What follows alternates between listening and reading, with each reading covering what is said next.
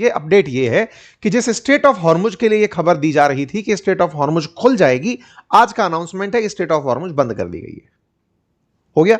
मतलब इस पूरी खबर के पीछे जो हमने आज से 5 दिन पहले आपके साथ साझा करी थी, हम जानते थे कि ये महाशय जो है वो 5 दिन बाद चलने नहीं देंगे, बंद करेंगे। ये लीजिए, ईरान ने कह दिया है कि it is closing state of Hormuz. Axios की खबर है, इसमें कोई अतिशोक्ति नहीं है। इससे नाराज हुए अमेरिका ने सीधा सीधा धमका दिया है इजराइल को कि बेटा या तो तुम मान जाओ, अदरवाइज हम तुम्हारा हाल खराब कर देंगे। मतलब इजराइल और अमेरिका अब आमने सामने आ गए हैं। मतलब हालत यह है कि अमेरिका कि उपराष्ट्रपति नेतन्याहू को अब धमकी दे रहे हैं। जो बातें कह रहे हैं वो मैं आपको सुनाऊंगा। चर्चा में केवल यह है कि लेबनान पर इजराइल हमले रोकना नहीं चाहता और अमेरिका यह मानता है कि जब तक लेबनान पर हमले नहीं रुके, ईरान स्टेट ऑफ हॉर्मुज खोलेगा नहीं और अमेरिका की बेइज्जती होती रहेगी। ठीक है। इजराइल के 92% लोग जो कि कॉलेज में जा रहे हैं या युवा हैं, उन्होंने वोट देकर यह बताया है कि अगर यह डील होती है तो इस युद्ध के परिणाम में यह माना जाएगा कि इजराइल हार गया। इसका मतलब यह डील अपने आप में इजराइल के लिए एक बहुत बड़ी मिस्टेक साबित होगी। अब ईरान और अमेरिका के बीच में 19 तारीख को जिनेवा में होने वाली थी बैठक। उस बैठक को पोस्टपोन कर दिया गया। आज 21 तारीख के दिन JD Vance, Ghalibaf, Araghchi, Shehbaz Sharif, इधर से कतर से, ये सब लोग पहुंच रहे हैं आज के दिन जिनेवा, आज के दिन स्विट्जरलैंड। और आज ये लोग क्यों पहुंच रहे हैं? 19 तारीख को जो चीज नहीं हो पाई कि चलो भाई बैठकर बात करते हैं क्या वे अहेड हो सकता है, क्योंकि इजराइल अब बूते की बात नहीं है।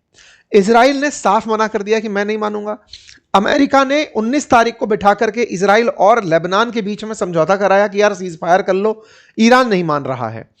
8 घंटे के भीतर भीतर इजराइल ने फिर से लेबनान पर गोले दाग दिए और 20 लोगों की जान ले ली। बढ़ेंगे आगे, लेकिन एक इंक्वायरी आपसे कर लें। अगर आप इंटरेस्टेड हैं कुछ प्रॉब्लम्स में, आप चाहते हैं कम्युनिकेशन स्किल, अपना सेल्फ प्रेजेंटेशन इंटरव्यू के अंदर अच्छा परफॉर्म करने से संबंधित अगर कोई जानकारी चाहते हैं तो हम एक कार्यक्रम बनाने की सोच रहे हैं। अगर आप इंटरेस्टेड हैं तो नीचे दिया हुआ है गूगल फॉर्म कमेंट बॉक्स के अंदर, उसे जाकर फुलफिल कर दीजिए। वहीं पर एक व्हाट्सएप कम्युनिटी दी गई है, उसे आप ज्वाइन कर लीजिए। अगर फ्यूचर में अगर कोई प्लान लेकर आएंगे तो आपको जरूर बताएंगे। साथियों, आपको याद होगा वर्साई की वो दिन, वर्साई का वो महल जिस पर ट्रंप ने ये साइन करते हुए G7 की मीटिंग के दौरान ही कि देखो मैंने साइन कर दिया है।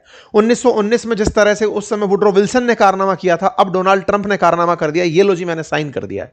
किस बात पर? ईरान से हस्ताक्षर हो गए। ईरान के राष्ट्रपति पजेश्कियन ने भी हस्ताक्षर पर साइन कर दिया। इधर ये तिरछी नजर डाल के देख रहे थे कि अच्छा बेटा, हमें साइड में बिठा करके तुम हीरो बनने निकलो, हम बताते हैं हम कौन है। भाई साहब, इनके पीछे इनकी पूरी कैबिनेट उठा करके राष्ट्रपति विपक्षी दल तक भी सब एक साथ नेतन्याहू के पीछे पड़ गए कि अगर ये समझौता हो गया तो हम तुम्हें नहीं छोड़ेंगे। भाई साहब, नेतन्याहू क्या करते? नेतन्याहू निकल पड़े हमले की कार्रवाई करने। इधर जेडी वेंस पूरी तरह से पगला गए कि नेतन्याहू को संभलाए कौन, समझाए कौन। तो उन्होंने अपनी तरफ से कहा, that is not reflective of conversation that I have had with him, maybe he is saying something to somebody else that he is not saying to me। असल में क्या हुआ कि नेतन्याहू भड़क रहे थे ट्रंप के ऊपर। इस पर नेतन्याहू के खिलाफ जेडी वेंस बाहर निकल कर आते हैं और कहते हैं कि इस पूरी दुनिया में इजराइल का एकमात्र अगर कोई देश अभी भी सहयोगी बचा है तो वो अमेरिका है। इजराइल को चाहिए कि वो हमारे खिलाफ बयानबाजी ना करे, नंबर 1। नंबर दूसरा, इस पूरे युद्ध में जितने भी वेपन यूज हुए उसमें से 2/3 वेपन इजराइल ने जो चलाए वो भी अमेरिका द्वारा ही दिए गए थे। इजराइल ये ना भूले कि अगर हमने साथ छोड़ दिया तो कोई भी साथ नहीं होगा। इन्होंने जिस तरह की बातें कही उसमें सबसे इंपॉर्टेंट बात यह थी कि देखिए, पूरी दुनिया के लिए इजराइल प्रॉब्लम नहीं रह सकता।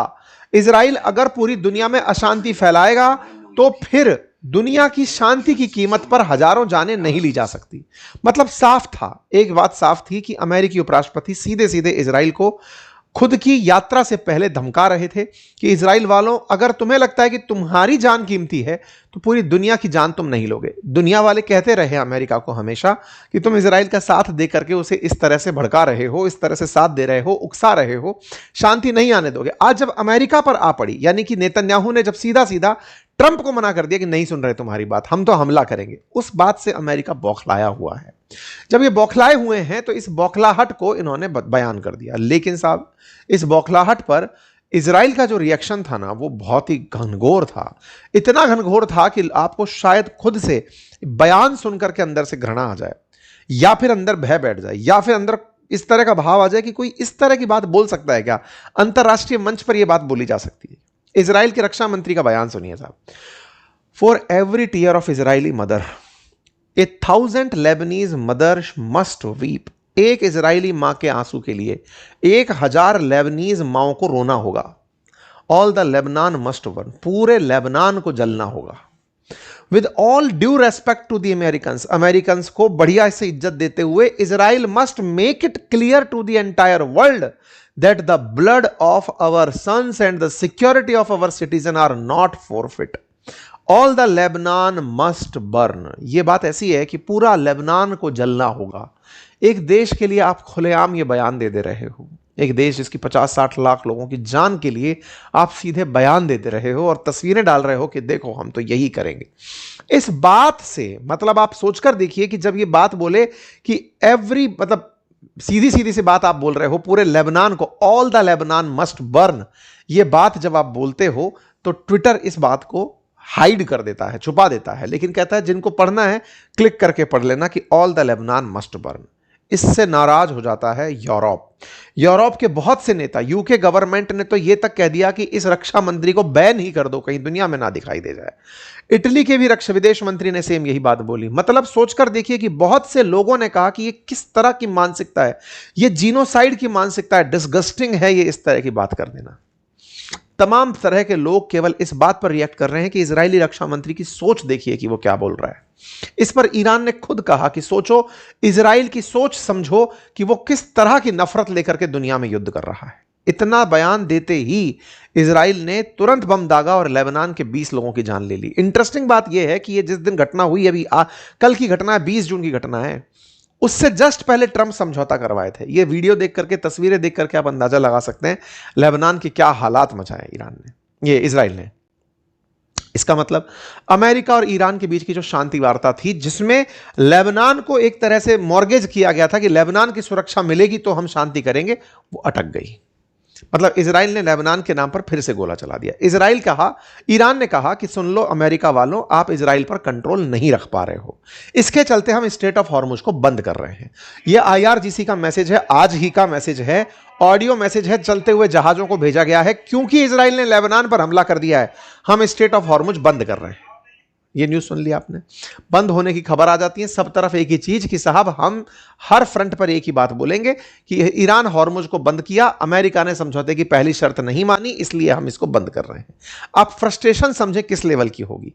ट्रंप कह रहे हैं कि स्ट्रेट ऑफ हॉर्मुज बंद नहीं है, ईरान कह रहा है कि बंद है। इससे ही भड़क गए जेडी वैंस आज ही के दिन स्विट्जरलैंड पहुंच रहे हैं, खुद पहुंच रहे हैं। ये जाते हुए की यात्रा की तस्वीरें हैं। पाकिस्तान के प्रधानमंत्री पहुंच चुके हैं, अरागची पहुंच चुके हैं, पाकिस्तान के प्रधानमंत्री की तस्वीर आप देख सकते हैं। गालिबाफ पहुंच चुके हैं, अरागची पहुंच चुके हैं, सब स्विट्जरलैंड पहुंचे हैं।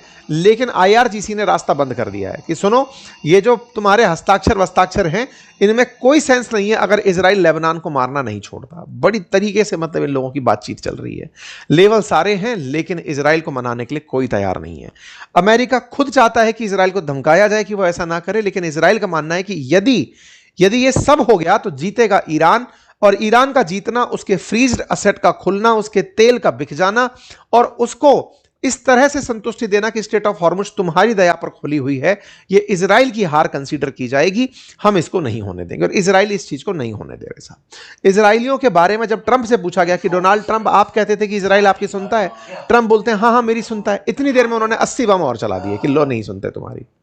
कुल मिलाकर के अब स्थिति यह बन चुकी है कि इजराइल के बारे में या इजराइल पर अमेरिका जिस दिन गोला नहीं चलाएगा, मतलब ये स्थिति वैसी बनती जा रही है कि इजराइल और अमेरिका के बीच की जो प्रतिद्वंदिता है, अब अमेरिका किसी दिन इजराइल पर कोई एक्शन ले तभी कुछ सुनता हुआ दिखाई देंगे। क्योंकि इतने दिनों में ट्रंप का फ्रस्ट्रेशन, इजराइल की हरकतें देखने को तो मिल चुकी हैं। हमने कई सेशन इस पर पहले किए हैं, कई सारे सेशन कर चुका हूं मैं इस पर। लेकिन अमेरिका में एक धड़ा आज भी यह है कि इजराइल को गलत समझने वाले अमेरिकियों, ये बात समझो कि इजराइल गलत नहीं है। ईरान ही था जो आतंकी हमले करवाता था, 50,000 से ज्यादा जान ले चुका। हमास को भेज के, हिजबुल्लाह को भेज के, हूतियों को भेज के, दुनिया में आतंक को फैला करके जो भी कर रहा था वो ईरान कर रहा था। अब उस ईरान के नाम पर अगर इजराइल को दबाया जा रहा है तो ये अमेरिकियों तुम्हें बहुत भारी पड़ेगा। इस तरह से सारी चीजें चल रही हैं। बाय द वे, इजराइल को क्यों सपोर्ट करता है अमेरिका, इस पर मैंने एक पूरा डिटेल वीडियो आज से कम 2 साल पहले बनाया था, आपको समय मिले तो देखिएगा, इसमें डिटेल बताई थी कि क्यों, क्या कनेक्शन है इजरायलियों का और अमेरिकियों का, वो आप यहां से समझ जाएंगे। उम्मीद करते हैं कि आज की जानकारी आपको पसंद आई हो। आप क्या सोचते हैं कि ये दिशा किस दिशा में बढ़ेगी, क्या होगा, क्या ये बातचीत होंगी, क्या इजराइल मानेगा, क्या अमेरिका और इजराइल एक दिन झगड़ लेंगे? अपनी राय कमेंट बॉक्स में जरूर बताइए। चैनल पर नए हैं तो सब्सक्राइब कर लीजिए, और एक गूगल फॉर्म दिया है जो सर्वे का है, उसे आप अगर फिल कर सकें तो फिल करिए। धन्यवाद।